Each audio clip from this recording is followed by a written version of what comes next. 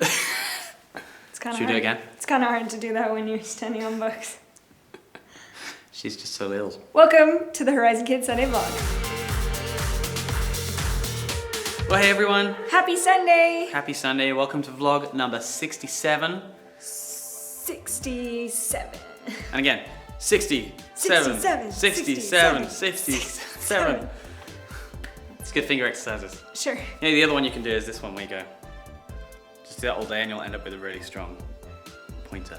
Why is that something you want to achieve? Anyways, back to our regularly scheduled programming. Welcome to the Horizon Kids Sunday vlog. Welcome if you are watching on the Horizon Surrey campus live. Welcome if you're watching on the Horizon Princeton campus live. Doesn't Princeton just sound so fancy? It does. Especially compared to Surrey. It's true. It's like the Prince's town. I think that's what it means, right? Probably, yeah. Yeah. And welcome if you're watching at home on YouTube. Welcome if you're watching anywhere. Yeah, maybe you're in Antarctica watching this on YouTube. Yeah, last week we put out a challenge that we want to see like the craziest place that you could be watching the Sunday vlog from. Yep. So the We made it. challenge is We wanna still see that. on. We want to see it. Yep. So wherever you're watching from today, hit that subscribe button. Hit the like button. Let us know you're watching, because we'd love that. Yep, and tell some friends. Let other people know as Yeah. well. Whatever, wherever you are, whatever, we're just so glad you're here. We love you. We do. And Welcome to the Horizon Kids fam. yes, exactly. Yep. You're part of the fam. Part of the fam.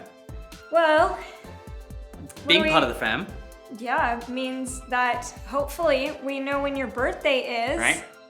Because every single week we do birthday shout outs. We do.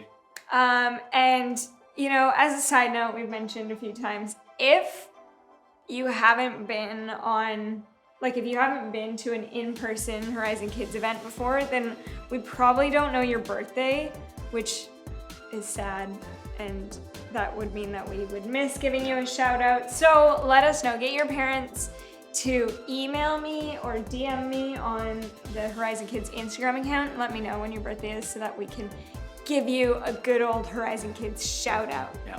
Anyways, we've got birthdays today. Yeah, we're so excited to celebrate some people who've got birthdays this week. Yeah. So first of all, happy birthday to Trent, who turned 4 this week. Happy birthday, Trent. And next up, we have Justice, who just turned 5. Happy birthday, bud. That's Happy a good birthday, Justice. That's exciting. Next up, we've got Summer turning 6 today. Happy birthday today, Summer. Happy birthday. And next up, we have Isabel, Isabel. who's turning 6 this coming week. It's very exciting. Happy So birthday. awesome. Hope you have a great birthday. Hope that all of you guys have or had an amazing birthday this week. If you know those people, make sure you let them know that you're celebrating them. Make them feel really special. Yep. Do whatever you Yep, need to do to make them feel special, because that's what birthdays are all about. it's true. Let people know that they are loved. All right, well, now we're super excited to once again talk to you guys about the big, awesome, crazy, fun event coming up this summer. You know what it is? Summer Party 2021!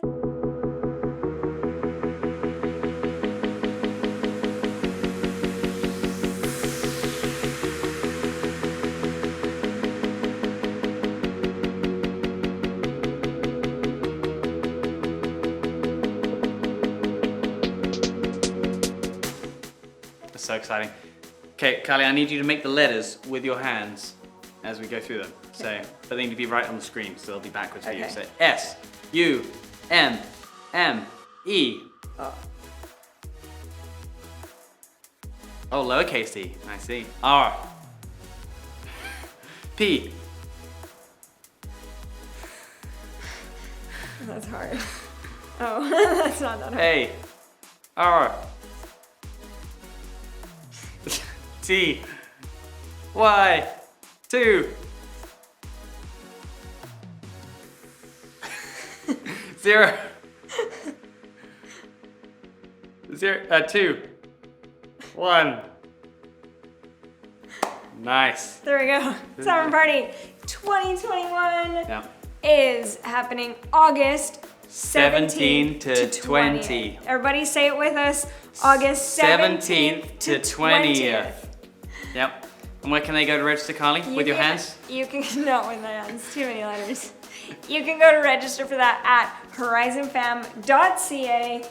Click on the registrations calendar tab and then find Summer Party 21 and fill in information, get your parents to help you, and, you know, pay because they're the ones with the credit card. Yep.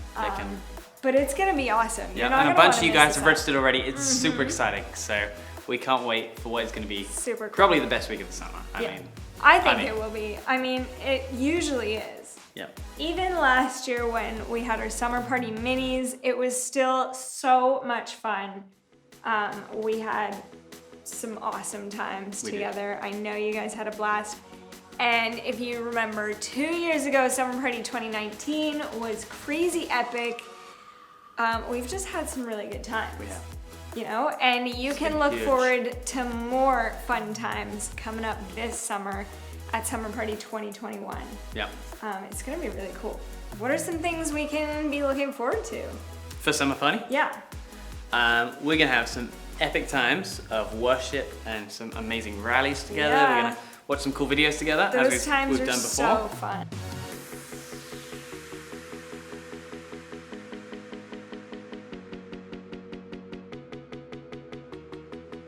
Yeah, it's gonna be great. The rally and the worship and all of that. Big worship party together. Yeah, you guys will be in teams, in crews, and you'll hang out with your crew and you'll get points and stuff.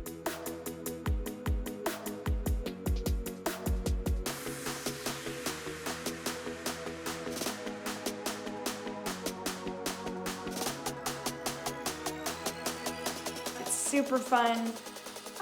I know a big highlight for so many of us is always Water Day. Nice. We can't have Summer Party without Water Day. It's coming back, yeah. So it's gonna be awesome. I mean, some of the things we've done in the past on Water Day have been like slip and slide bowling.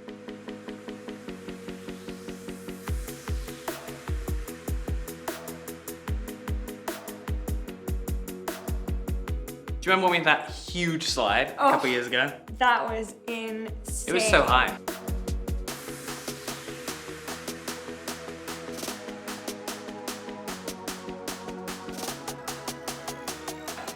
It was a bit crazy, hey? It was so cool. That was super, super fun. Super fun. Water balloons. There's always some water balloons involved somehow, which are super fun. Yeah. Last year we got to hit some leaders in the face with water balloons.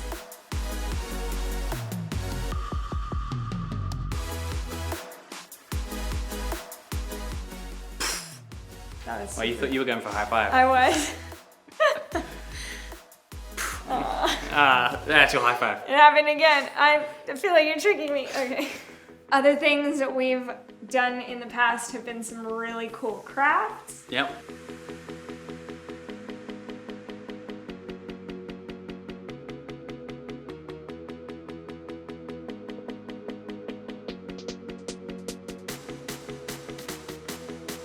You get to make and take home some awesome things to remember Summer Party by. And just been some great hangout times, Hangout Like we've times, just yeah. like we've got all the Horizon Kids toys out, and they're just it's so much fun. Yeah. So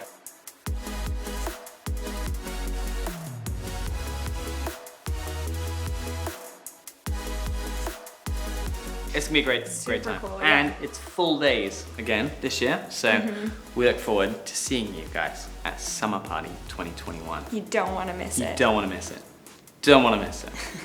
Next week, just thinking on my feet here, we might introduce you to the new kids interns for the summer. Yeah, we're gonna get to introduce you guys to some very special people who are gonna become your best friends over the summer. You're gonna see them a lot at lots of our events and all over the place. They're gonna be doing lots of behind the scenes stuff as well. If you've been in person on our Story Campus, you might have had a chance to meet them already. Yeah.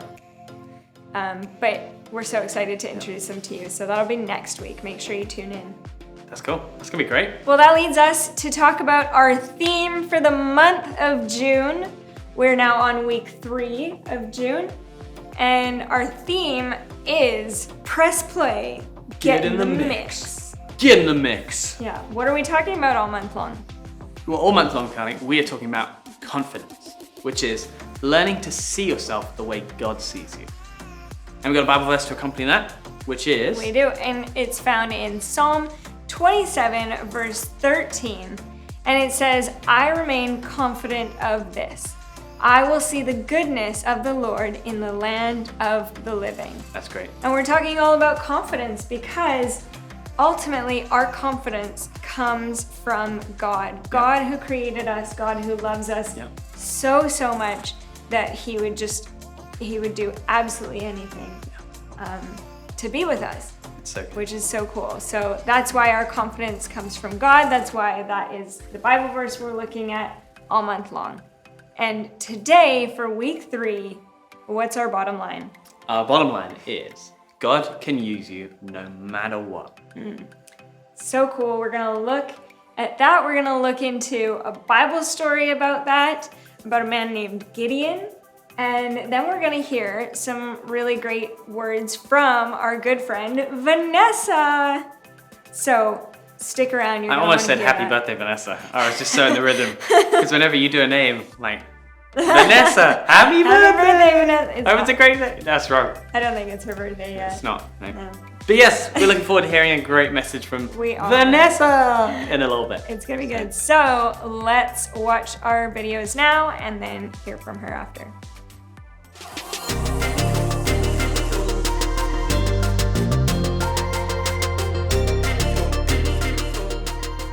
Hey everyone, I'm Graham, and I'm here to give you a little bit of confidence. Confidence is learning to see yourself the way God sees you. When you're confident, you don't just sit around waiting for something to happen. No, when there's a game to be played, you get off the bench and play. When there's a challenge to be met, you face it head on. When there's music to be played, you get in the mix, grab an instrument, and make some noise.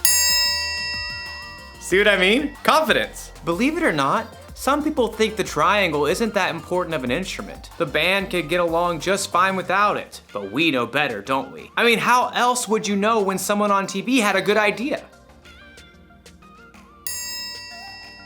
Or how would you know when someone had the right answer on a game show? The answer is the Yangtze River. And of course, who can forget the dinner bell? Come and get it! Sometimes something that doesn't seem important can make a big difference. And in today's story, we'll see how God used someone who didn't think he was important. And that someone's name was... Gideon? Right, Gideon. See you in a bit. The Bible. It's 66 books of history, stories, letters, and poetry that fit together to form God's one big story. The epic adventure of how He created us and loves us so much that He made a way to rescue us. As we travel through the Bible, from Genesis to Revelation, we discover people who met God and found their lives changed forever. Now, for an amazing story, inspired by the book of Judges, chapters 6 through 8. As many times before, the Israelites turned away from God. He allowed the Midianites to take over their land. God's people hid out in caves. When they tried to grow plants or tend to livestock, the Midianites would show up and destroy their crops and animals. At last, the Israelites cried out to God for help. He heard them and sent the angel of the Lord to a man named Gideon, who was threshing grain in a winepress. Mighty warrior, the Lord is with you. All Gideon could do for a moment was stop and stare. Pardon me, sir. You said the Lord is with us? Then why has all this happened? The Lord has deserted us. You are strong. Go and save Israel from the power of Midian. I am sending you. Pardon me, sir, but how can I possibly save Israel? My family is the weakest in the tribe, and I'm the least important member. I will be with you. Even with a direct message from the Lord, Gideon was still nervous about the whole thing. Give me a special sign. Then I'll know it's really you talking to me. So God gave Gideon a sign, sending fire to burn up meat and bread. God's spirit was with Gideon, and when the Midianites and the Amalekites gathered to attack, Gideon sounded a trumpet for the Israelites to follow him. But even as the army gathered, Gideon once again pleaded to God for another sign. God responded by letting dew fall on a fleece, and then on the next day, only on the ground surrounding it. Okay, I've got it. Thank you. At last, Gideon was convinced God wanted to use him. He camped with 32,000 men at the spring of Harod and prepared for battle. Here, God spoke again. I want to hand Midian over to you, but you have too many men. Too many? Israel might brag, my own strength has saved me. Announce to the army, those who tremble with fear can turn back. Gideon did just as the Lord instructed. There, Lord. 22,000 men have gone home. Only 10,000 left to fight. There are still too many men. Have you seen the Midianite army? Take the men down to the water. There I will reduce the number of them for you. Even though it must have worried Gideon to lose more of his army, he did just as the Lord said. Field trip to the lake, everyone! At the water's edge, the Lord said, Some men will drink the way dogs do. They will lap up the water with their tongues. Separate them from those who get down on their knees to drink. Gideon watched carefully. Most men got on their knees and drank directly from the water, but 300 men cupped the water in their hands and lifted them to their mouths to lap. So, God, I send those 300 men home and keep the other 9,700, right? With the help of the 300 men who lapped up the water, I will save you. Let all the other men go home. Okay. Yes. Gideon sent home every single person in the army except those 300 men. Get some sleep. Tomorrow we will figure out what's next. That night, the Lord spoke to Gideon once more. Get up. What? I'm awake. Gideon stumbled out of his tent. Below, the campfires and torches of the enemy armies covered the entire valley. So many. Like a swarm of locusts. Go down to the camp. Listen to what they are saying. After that, you will not be afraid to attack. Wondering if he might be dreaming, Gideon snuck down the mountain to hover in the shadows at the edge of the camp. He could hear voices from a nearby tent. I had a dream. A round loaf of barley bread came rolling into the camp. It hit the tent with great force and knocked it flat. Wow, but that can only be the sword of Gideon from Israel. God has given him the whole camp. Gideon listened in shock. Wow, God. Thank you. At once, Gideon scrambled back up the hill to the Israelite camp. Get up. Get up. The Lord has handed the Midianites over to you. Quickly, Gideon separated the 300 men into 3 groups and handed each one a trumpet and a clay jar with a torch inside. Watch me. Do what I do. I'll go to the edge of the enemy camp.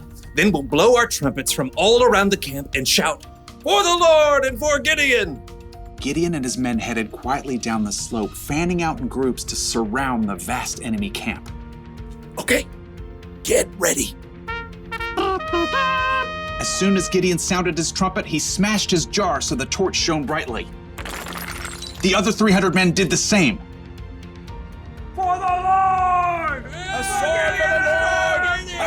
Gideon! The Israelites held their ground, but their enemies panicked, confused by the trumpets and bright lights that pierced the dark night. They're coming from everywhere. The enemy armies were so confused, they began to fight each other, and then they fled in fear. After the men! Gideon and the Israelites chased their enemies all the way to the Jordan River and beyond until all the enemy armies were destroyed. The Israelites begged Gideon to rule over them. I will not rule over you. The Lord will rule over you. Yep, Gideon was an underdog, filled with doubt, but he still chose to follow God, and God used him to save the Israelites. According to Gideon, he was the least important family member in the weakest family of his tribe. He certainly didn't think God would use him to lead an army to victory over their enemies, but sometimes God uses people who don't seem important to make a big difference. You see this all through the Bible. Think of Jesus. He didn't pick the strongest, smartest, and most holy people to be his 12 closest friends. He picked regular guys, fishermen and tax collectors to be his disciples, and they went on to make a huge difference in the world. Hey, maybe that means God can use someone like me too, or someone like you. We don't have to know everything. We don't have to be important. God can do big things through us. Maybe he can use you to help a friend who's having a bad day. Maybe he can use you to solve a problem in your community. Or you might invent something that's never existed before. You might not think you're that important, and you might not think you're ready to make any kind of big difference. But the truth is, God thinks you're important, and he's totally ready to use you for something amazing. That's the one thing to remember today. God can use you no matter what. Knowing that should give you a little confidence. Why is my mouth watering? Oh, must be dinner time. I'll see you around.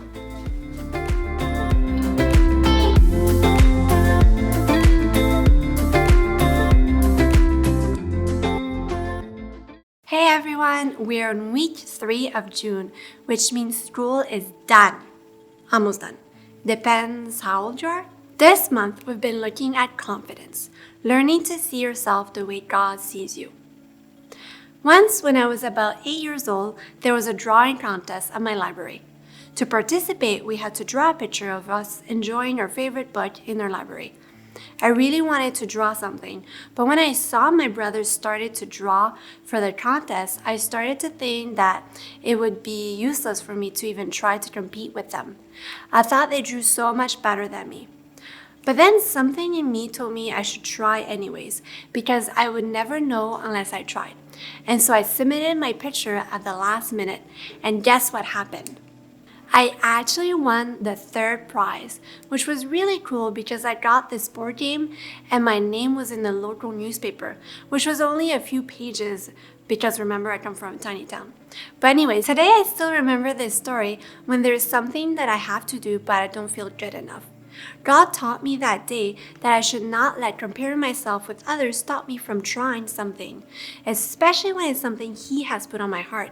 Now, what about you? Is there something that you haven't tried doing because something like fear or comparing yourself to others has stopped you? Maybe you haven't joined the soccer team because you feel like all the other kids are better than you. Or maybe like what I almost did, you didn't participate in a contest because you thought, what's the point? Or maybe you see an older sibling being so good at something, it makes you not even want to try. Whatever it is, I'm sure we can all come up with different examples of times we have stopped ourselves from trying something because of comparison. And what about what God has told you to do or put on your heart? Have you ever let something like comparing yourself stop you from trying to do something God wanted you to do? For example, maybe there's a new kid in your class or neighborhood and you see them playing alone and you feel in your heart God is telling you to talk to them. But you don't because you think, well, my older sister is better at talking to new kids, or I'm only 5 years old and that person's 8. What we see in the story of Gideon is that he tried to do just that, disqualify himself because he didn't think he was qualified or good enough, because he saw other people he thought were more capable than him. Oh, I'm the smallest, shortest, youngest one of my family. How can I save Israel? And have you seen my family? We're the weakest one in all the other clans. Does that seem a bit familiar to things you may say to yourself or to God when He asks you to do something? But how could God use you, especially if you saw yourself the way He sees you? When the angel first appeared to Gideon, he called him mighty warrior. Now, I'm sure that's not how Gideon saw himself, and that was not who he was in that moment. But God saw him the way He made him, and He saw his potential, and He knew Gideon would have the strength to fight the Midians, especially when God was with him. Seeing ourselves the way God sees us is so important because He created us and He knows exactly what we're capable of. When we allow other people's strength or abilities or our past or family to disqualify us, we miss out on the important things God has planned for us. God can use you no matter what. That is today's bottom line. It's easy to look around and find someone more capable, but sometimes God calls us even though we're not the strongest, tallest, more capable one, just because in our weakness, He can show His strength. That's what He did when He reduced Gideon's army. He showed him that as long as God was with him, he could do anything. Gideon was able to be who he was because God was with him. It's so important to see ourselves the way God sees us. Here's another example. So in the New Testament, there's this one guy that was first named Saul, and when he encountered Jesus, he became Paul. But first, when he was Saul, he personally made it his mission to kill and persecute the followers of Jesus. Then Jesus came to him and blinded him and asked him why he was hurting his people. Then Saul was transformed by God's love and became Paul and started preaching about Jesus all over. He ended up writing almost half the New Testament. But could you imagine if Paul allowed his past to disqualify him? He could have easily said that he was such a bad person for all the horrible things he did before meeting Jesus and then not spoken to anyone about Jesus. Or he could have easily said that the disciples who were with Jesus when he was on earth were more qualified than him. But then so many people wouldn't have heard about Jesus. God's love transformed him, and then he saw himself as God saw him. God could use Paul even though he had a past he was not proud of. God can use you no matter what as well. So what about you? How could God use you if you didn't let your past, your family, or comparison define you? In what ways, big or small, might God be trying to use you? And what are the things that are making you think that you might not be capable of doing what God is asking you? Let's pray. Jesus, I pray you be with the Horizon kids, and I pray that you help them see themselves the way you see them. I pray that you help them not compare themselves to other people or put themselves down. And I just pray, Lord, that you show them the plans you have for them and that you give them confidence to do what you've called them to do. In Jesus' name, amen. Awesome. Thank you, Vanessa, for a great message and for sharing with us today. We have some questions for you guys to discuss, whether you're on the beach, whether you're up a mountain, wherever you're watching this from today. Yep. These questions are for you and your family or your friends around you to discuss. Yep. And we hope these will help you grow, help you dive a little deeper into this topic of confidence. Mm-hmm. So Carly, what's our first question today? So first question you can discuss is, have you ever felt like God couldn't use you? I know Vanessa shared a couple stories about times when she felt like she probably couldn't be used by God, and it had to do with things like just not having the confidence for it or comparing herself to other people. So what are some times for you when you've felt that way as well? Yeah. Give some examples and share. That's great. And our next question is, what can we do when we are asked to do something and we don't feel like we are up to the task? Great question. Great Ties very much into the theme, into our topic of the month, and especially maybe today. Ask parents or an adult for some advice on that. Maybe they have some suggestions on what you can do when that comes up, when you're feeling that way. And our final question today is, how could God use you? Really cool one to end on. Yeah. And just discuss and brainstorm and even ask God about it. How could God use you? What has he given you? Or what dreams, what desires, what gifts, what talents has he given you, and how can he use that for his glory? Awesome. Cool. Well, it was great to see you today. Whether you're Surrey, Princeton, whether you're watching online, on YouTube, Facebook, we're so happy that you joined us. So happy you joined us. Yep.